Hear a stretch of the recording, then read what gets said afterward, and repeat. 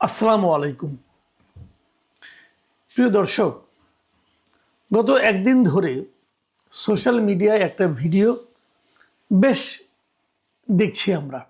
বিভিন্ন আপনার আইডি থেকে সেই ভিডিওটা বিভিন্নজন শেয়ার করেছেন এবং শেয়ার করার কারণে এটা না দেখে কোনো উপায় নাই, সবারই চোখে পড়েছে। সেই ভিডিওতে দেখা যাচ্ছে থানার মধ্যে একটা ইয়াং ছেলে থানার ওসিকে ধমকাচ্ছে, রাগত স্বরে কথা বলছে এবং ছেলেটার বয়স কত হবে, মানে খুবই ইয়াং।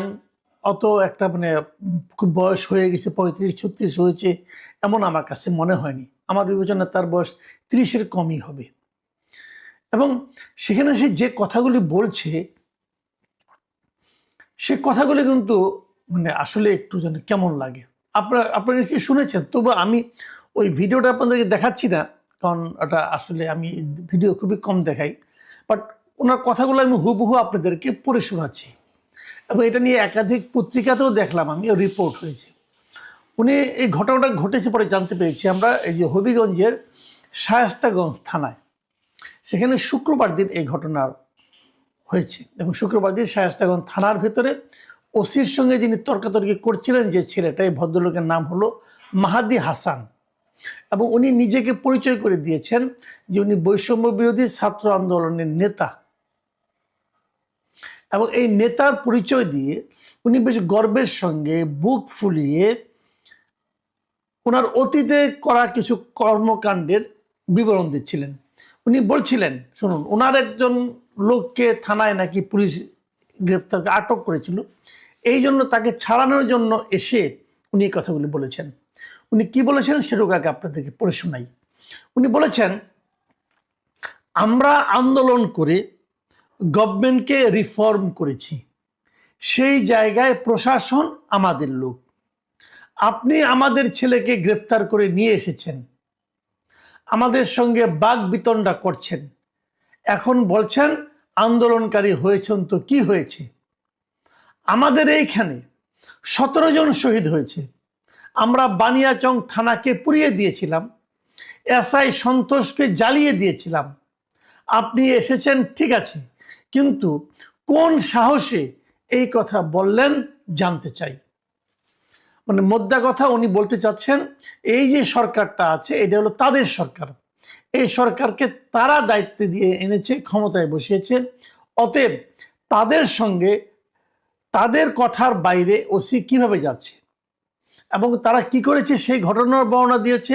তারা বানিয়াচং পুরা থানাটাকে পুড়িয়ে দিয়েছিল এবং একজন এসআই সন্তোষকে জ্বালিয়ে দিয়েছিল, জ্বালিয়ে হত্যা করেছিল। পরে আমি দেখলাম বিভিন্ন সোশ্যাল মিডিয়ায় দেখলাম যে এসআই সন্তোষের পরিবারের লোকেরা তার ছবিটা বুকে নিয়ে কিভাবে বিচার দাবি করছে, কিন্তু কোনো বিচার হয়নি, কোনো বিচার হবে এরকম আপাতত মনে হচ্ছে না। এ ধরনের ঘটনা তো আমরা ভাই আরও দেখেছি, অনেক থানাতেই কিন্তু পুলিশকে হত্যা করা হয়েছে, কোনোটারই কোনো বিচার হয়নি। কিছু কিছু হত্যা হয়তো প্রয়োজনীয় ছিল অথবা ছিল না, কিন্তু বিচার কেন হবে না? আমার প্রশ্ন এটাই। আন্দোলনের স্বার্থে অনেক সময় হতে পারে, যখন আন্দোলন হচ্ছে, দুই পক্ষের মুখোমুখি হয়েছে, এই পক্ষতে গুলি করেছে, ওই পক্ষে, যে পক্ষ জিতেছে তারাই তো মূলত রাজ করবে, সেটা নিয়ে আমার কোনো আপত্তি নেই। যেমন ধরেন, আমি একটা উদাহরণ দিয়ে বলি আপনাকে।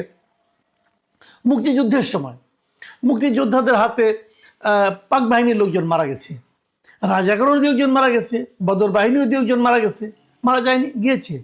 এখন সেই পাক বাহিনীর হত্যার অপরাধে অথবা বদর অথবা রাজাকার বাহিনীকে হত্যার অপরাধে কোনো মুক্তিযোদ্ধার কি বিচার হবে? না, সেটা হবে না। কেন হবে না? That was a war. সেটা একটা যুদ্ধ ছিল, দেশকে মুক্ত করার একটা যুদ্ধ ছিল। এখন এরা দাবি করছে এটা দ্বিতীয় মুক্তিযুদ্ধ। যদি হয় সেভাবে ডিক্লেয়ার করেন, কিন্তু সেখানেও কোশ্চেন আছে। সেই কোশ্চেনটা হলো যে আপনারা প্রয়োজনে যদি মেরে থাকেন, প্রয়োজনে যদি কেউ নিহত হয়ে থাকে এবং যদি প্রমাণ করা যায় যে ওই লোকটার মৃত্যু না হলে এই যুদ্ধটা হতো না, অথবা এই বিপ্লবটা হতো না, অথবা বিপ্লবটা সফল হতো না, তাহলে আমার কোনো আপত্তি নেই। কিন্তু এটা যে আসলেই সেই প্রয়োজনে হত্যাটা হয়েছে, সেই প্রয়োজনের জন্য যে ঘটনাটা, থানাটা লুট হয়েছে, সেটা তো প্রমাণ করতে হবে। সেটা কি প্রমাণ হবে না?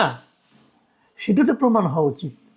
ধরা যাক একটা কথা বলি আপনাকে, যে মুখোমুখি দাঁড়িয়েছে, পুলিশকে অর্ডার দিচ্ছে গুলি করো, আপনার পুলিশ গুলি করেছে, 2 জন মারা গেছে, আহত হয়েছে, আবার বিপরীত দিক থেকে ওরাও গুলি করেছে, অথবা ইট পাটকেল নিক্ষেপ করেছে, অথবা ধাওয়া দিয়েছে, ধাওয়া দিয়ে পুলিশকে 2 একজনকে ধরে মেরে ফেলেছে, অথবা গণপিটুনিতে পুলিশের মৃত্যু হয়েছে, হতেই পারে। এগুলো হতে পারে, এগুলি যে প্রয়োজন ছিল, এবং এটা না হলে যে বিপ্লব সফল হতো না, এটা হয়তো বা সত্য, আমি এটা নিয়ে কোনো আপত্তি করছি না। কিন্তু আপনি আমাকে বলেন, একজন পুলিশ মারা গেছে, এরকম ঘটনা, একজন পুলিশ মারা গেছে, তাকে আপনি পা উপরের দিকে তুলে পা টাঙিয়ে উল্টো করে টাঙিয়ে রাখলেন, এর সঙ্গে বিপ্লবের কি সম্পর্ক? সে তো মারাই গেছে। যেরকম ভাবে আমরা নিন্দা করছি যে আসলে আমরা দেখেছি যে আন্দোলনের মানে নেতা কর্মীদেরকে, আন্দোলনের সঙ্গে যারা জড়িত ছিল তাদেরকে ধরে মেরে তারপর আগুন দিয়ে পুড়িয়ে দিয়েছে, অন্যায় হয়েছে এবং তার বিচার হওয়া উচিত। মানে কঠিন থেকে কঠিনতর বিচার হওয়া উচিত। যদি এটা বিচার হয় তাহলে ওটা কেন হবে না? বিচার তো হতে হবে। হ্যাঁ, বিচার হওয়া মানে ফাঁসি হওয়া তা কিন্তু নয়।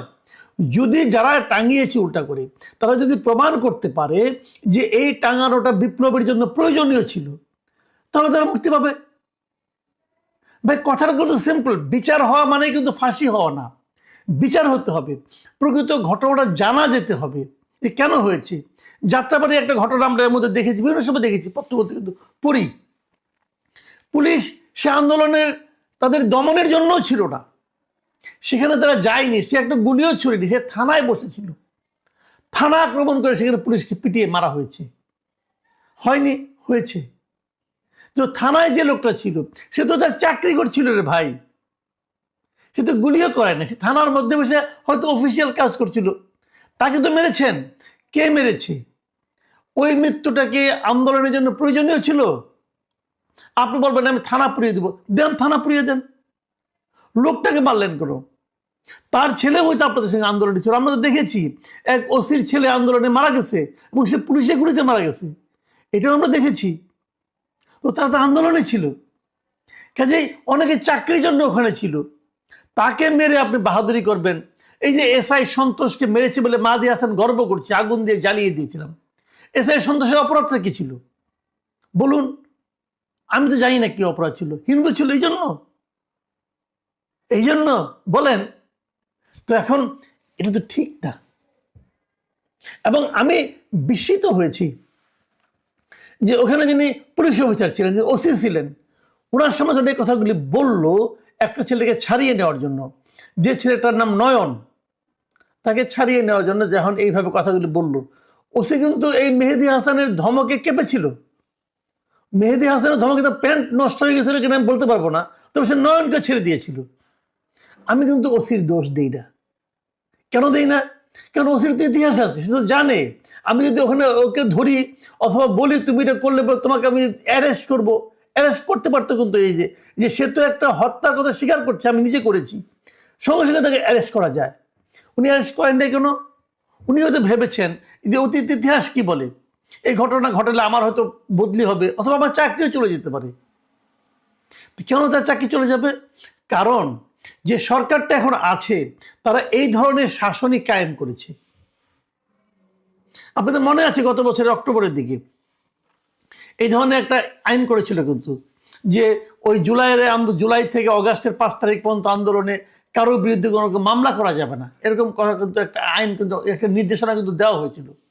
এটাকে অনেকে ইন্ডেমনিটি বলছে, যে পুলিশ হত্যার কোনো বিচার হবে না।